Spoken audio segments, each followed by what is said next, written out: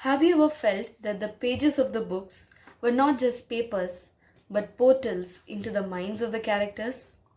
It's all because of the narrative technique called figural narration. To begin with, a standard definition. A figural narration presents the story's events as seen through the eyes of a third person reflector character or internal focalizer of figural medium. Let's put it in simple terms.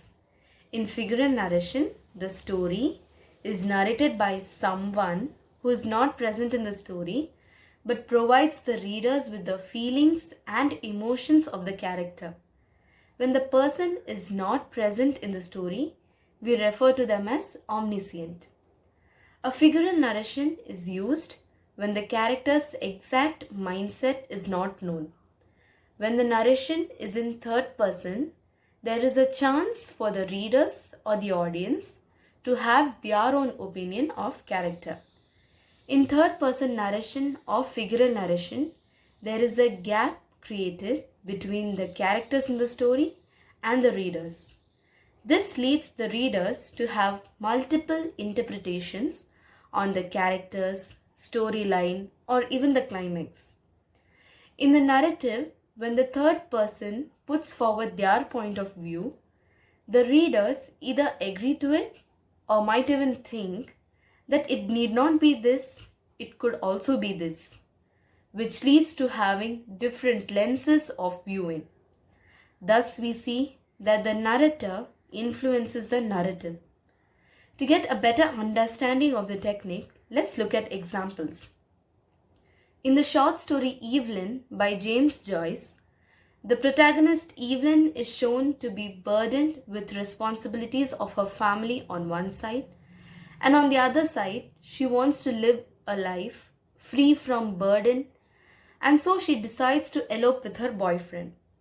At the end of the story, she goes to the port but does not go on the boat with her boyfriend. The narrator leaves the story open-ended. Why didn't she go is not mentioned. What could be the reason for it is left to the readers.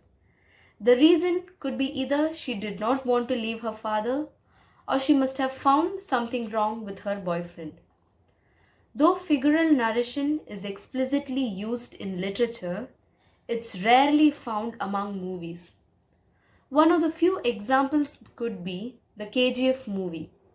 What happened in the movie, in the mines, are known to us through the journalist. So we see the events of the gold mine and the actions of the protagonist Rocky through the eyes of the journalist, who is the third person omniscient narrator. Another example for the same could be the Tamil movie Asuran.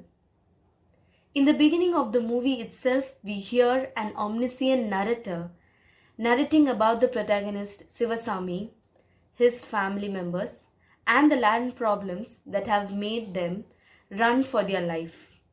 Thus, we get an idea about the movie, a synopsis kind of what happened. As audience, we know that it is the voice of Vetrimaran, the director of the movie. But from the movie's perspective, it's a third person who is narrating the story. Talking about figural narrative reminds me of Bertolt Brecht's concept of breaking the fourth wall, where the audience are involved in the play to make them aware about the fact that they are watching something that's not real. In figural narration, the story is from the perspective of a third person where the audience, though not directly but are indirectly part of the story. At certain point, the readers are given the space to think. Thus, I feel that somewhat figural narration and breaking the fourth wall could be similar to certain extent. In a nutshell, figural narration is like, there is a match that's taking place, you didn't watch it. You ask a person for the scores, he says 30 runs, 15 balls but no wickets left. Now see, you didn't watch the match. The person who watched the match is narrating to you. So you get the information from the third person, which means you are viewing the match from the third person's eyes. And that's all about figural narration. Thank you.